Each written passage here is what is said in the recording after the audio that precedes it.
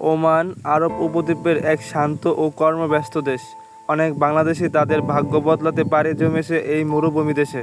তবে স্বপ্ন পূরণের এই পথটা মোটেও সহজ নয়। আজ আমরা কথা বলবো ওমান প্রবাসী বাংলাদেশিদের নানান রকম সমস্যা নিয়ে। প্রথমত, কাজের চুক্তি আর বাস্তবতার মধ্যে বিশাল ফারাক।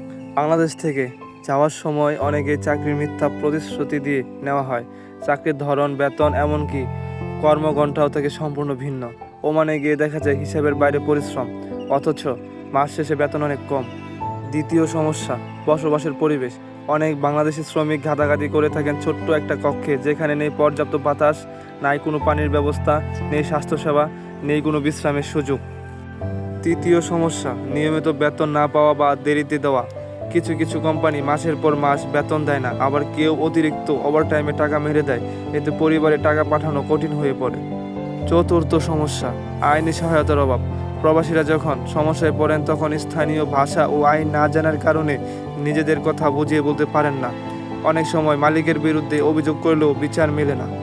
আরও একটি বড় সমস্যা, পাসপোর্ট ও ভিসা জটিলতা। অনেক শ্রমিকের পাসপোর্ট রেখে দেয় কোম্পানি, ফলে তারা চাকরি ছেড়ে নতুন কোথাও যাওয়ার সুযোগ পান না।